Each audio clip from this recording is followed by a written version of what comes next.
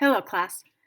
This recording is an overview of Chapter 4 scenario on a case study, Safara, and she has a speech and language impairment. So this will be an overview of that. It's going to be a busy week. We have two categories we're going to be talking about this week: speech and language impairments and intellectual disability.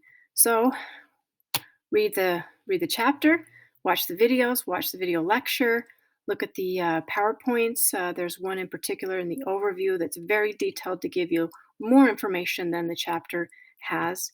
And yeah, have fun this week. So I really encourage you to watch the lecture first on communication disorders before you do this case study. That'll really help you come up with more ideas. So click on the link, and here's the case study. Here's the details. Um, I'll go over this very thoroughly.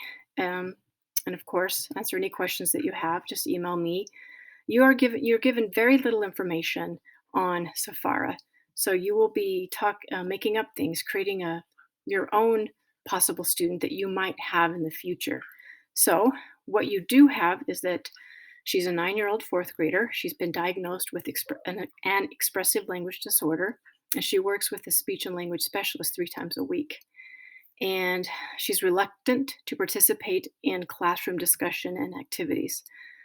So you're going to tailor your reading curriculum to increase her interest, engagement, and expression, and design a reading lesson incorporating the essential qualities of UDL that you believe will increase Safari's participation in the lesson.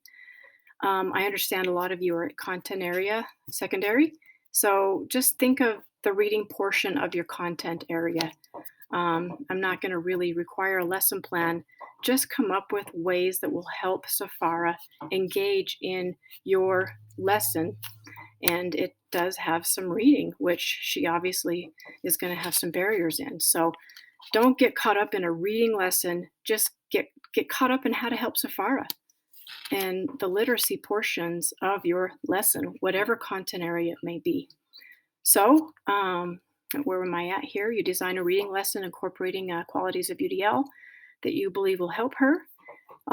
You will spend time familiarizing yourself with the characteristics and behaviors associated with an expressive language disorder. And finally, you will create a couple of specific opportunities to support Safara's participation and engagement in the lesson.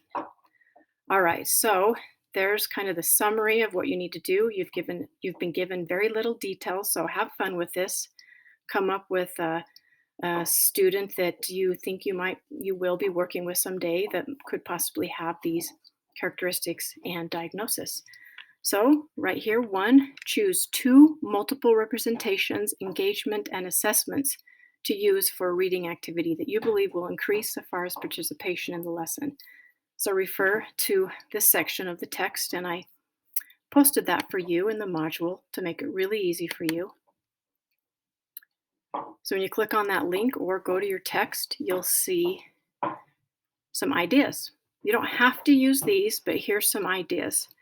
So choose 2 here, 2 here, and 2 here.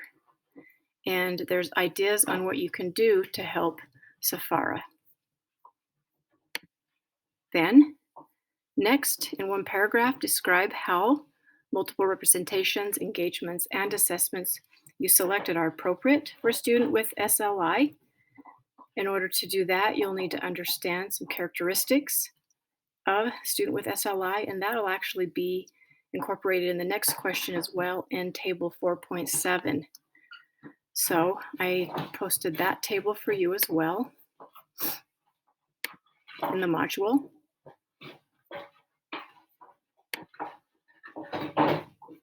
And when you click here, you'll see some of the characteristics of children with this disorder. There could be more. If you do any outside research, you'll find other possible problems when somebody has been diagnosed. Obviously, they'll need to have these characteristics or they will not be diagnosed with a expressive and receptive language disorder. So you could say that she has all of these, or you could pick a few that you have noticed in Safara in particularly.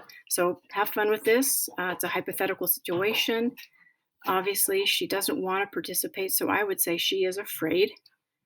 And she doesn't know how to ask a question. So, what could you do in your delivery and in the activities and in her engagement to help her overcome these barriers, overcome these problems that she most likely will have? Okay, so you'll describe the characteristics and observable behaviors associated with an expressive language disorder that you might see in Safara. And I showed you where some specific examples of the type of language you would expect her to use. Um, and you'll refer to table 4.7 for some ideas on what she could possibly be manifesting in your class. All right, finally, include a description of how you will support Safara's engagement during your activity. Provide at least 2 examples of interactions that you expect to see. So, review the table, review the ideas, come up with your own plan.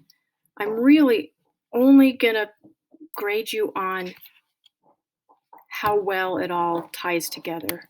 Obviously, I'm not going to see or expect to see things done one way. I want to see a case study that you have come up with. You've come up with things that you think Safara might have going on in the classroom because of her diagnosis, and how you're going to help her, and how you're going to help her through UDL strategies. So yeah, have fun. Don't As long as it all makes sense and it correlates, I will give you full credit. All right, let me know if you have any questions.